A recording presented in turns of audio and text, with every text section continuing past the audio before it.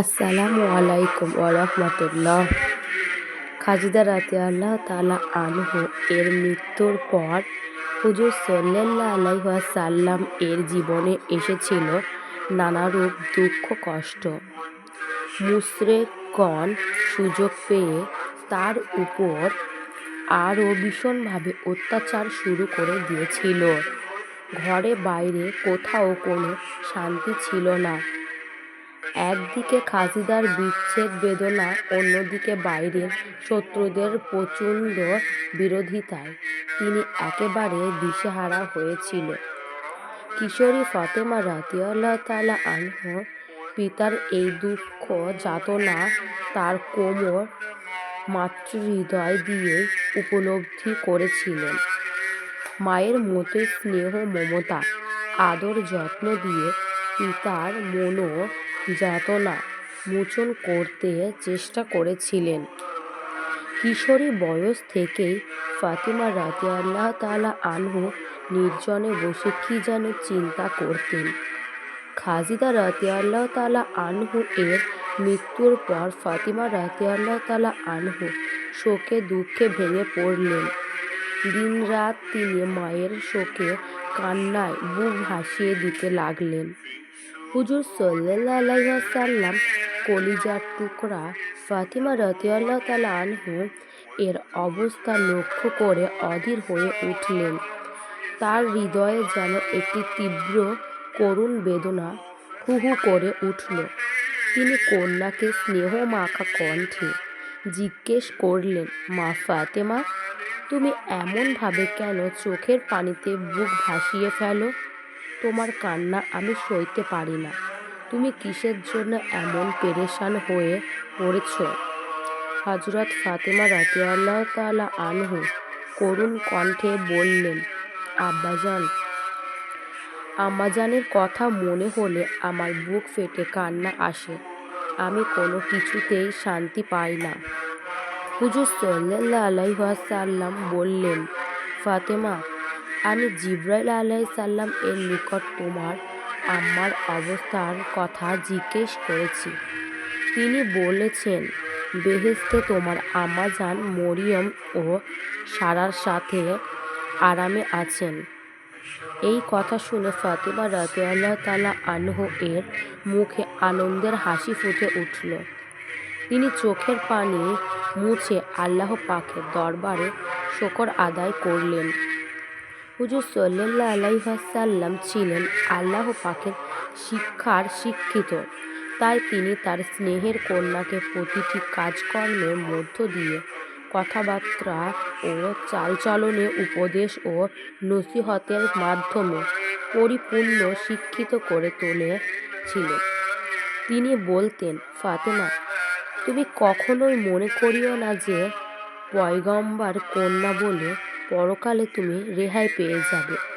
মনে রেখো, কঠিন হাসরের দিনে কারো কোনো খাতির মিলবে না। যার যেমন আমল তেমনি সে প্রতিবাদ পাবে। হুজুর সাল্লাল্লাহু আলাইহি ওয়াসাল্লাম আরও বলেন, মা ফাতেমা, এই পৃথিবী মানুষের জন্য ক্ষণিকের স্থান।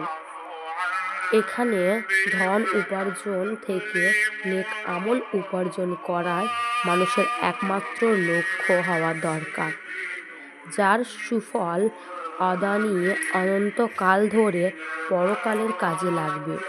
এই পৃথিবীতে অস্থায়ীভাবে কিছুদিন অবস্থানের জন্য যতটুকু প্রয়োজন ঠিক ততটুকু ধন সম্পদ হলেই চলে।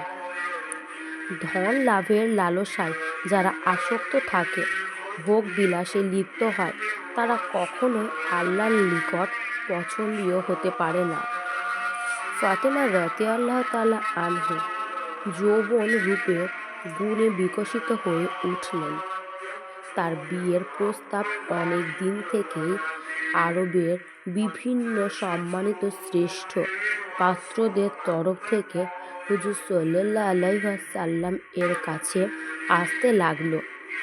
কিন্তু হুজুর সাল্লাল্লাহু আলাইহি ওয়াসাল্লাম সে সময় মক্কা হতে হিজরত করে মদিনায় গিয়েছিলেন। তাই সেখানকার জরুরি কাজগুলো গুছিয়ে তোলার জন্য ব্যস্ত থাকতে হতো। তাই কন্যার বিয়ে নিয়ে মনোযোগ দিতে পারছিলেন না। দেখতে দেখতে ফাতেমা রাদিয়াল্লাহু তাআলা আনহুর 18 বছর বয়সে উপনীত হলেন।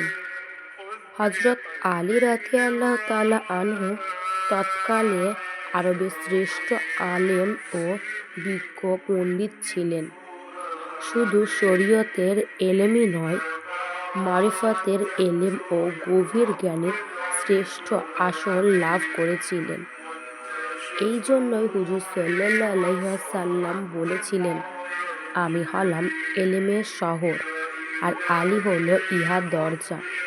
জ্ঞানে গুণে, ত্যাগ সাধনায়, ইবাদত বন্দিতে, বীরত্ব বিক্রতে তার সমতুল্য আর কেউ ছিল না।